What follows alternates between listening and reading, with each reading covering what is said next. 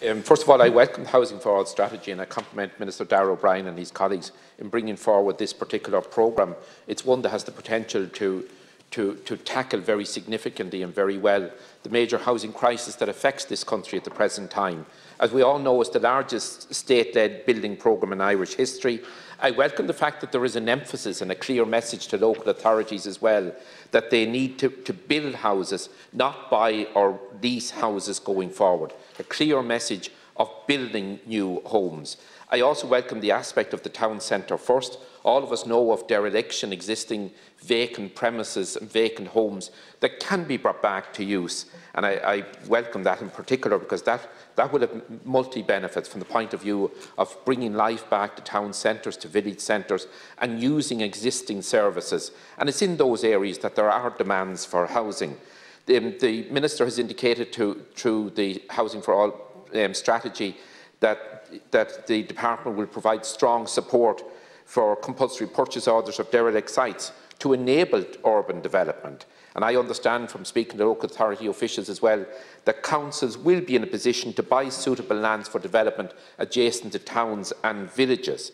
And I welcome the fact as well, because oftentimes local authorities have faced cash flow problems, that the Department will fund such purchases. And that's a welcomed measure as well, that councils, local authorities can go out and know that they have the necessary resources to buy suitable lands. And I welcome the fact in particular that there be that strong support as well, as I said earlier, to remove derelict properties and to build or restore housing. The programme, as we know, it's multi-annual, it's a multi-billion euro programme that has the potential to deliver and to make housing to deal with the very serious problems that exist over the past number of years. Earlier I listened to my colleagues, Deputies Jim O'Callaghan and Patrick Costello speak. Deputy O'Callaghan spoke about social solidarity and the right of people to have access to quality homes. And Deputy Costello made the point as well, we're not talking about building houses, we're talking about building homes. Many times in this chamber over the years, I've spoken about the great social housing policies that we have had for decades, literally since the 1930s, where there was a great mix of people in different local authorities.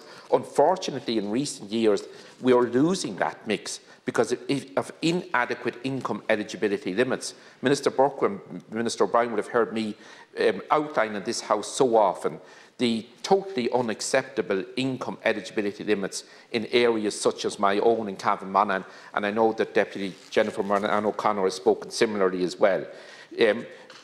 In regard to the tenant purchase scheme, small amendments are needed there. I instance the case of people on a social welfare payment who have the resources through family support or wherever, they're not allowed to buy out their homes, which is wrong.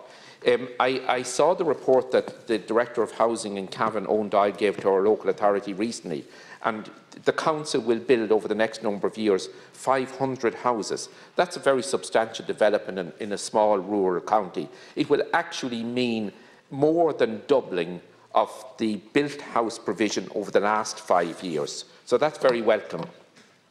The Voids programme, again in 2019, Cavan brought back 29 houses to habitable use.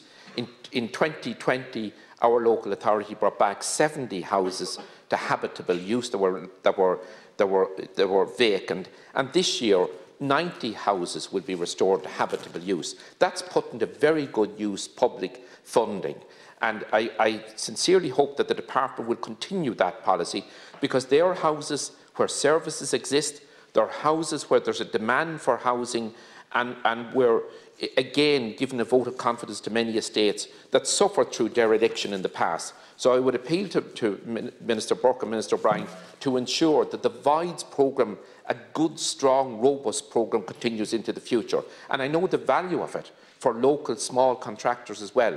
There are 11 small contracting firms in my own county engaged in local authority repair work and building work at the present time, and that's giving local employment as well. Minister, one other aspect of the Housing for All is the need for investment in infrastructure. I know that in my own county, Irish Water have been far too slow to advance projects in relation to a major sewerage scheme in Ballygymstuff and in Virginia. That has complicated housing applications. It has delayed the provision of housing. We need to ensure that Irish Water is resourced to eliminate any delays in that respect, and further problems will arise in Kingscourt and Ballybor, areas where there's huge demand for housing.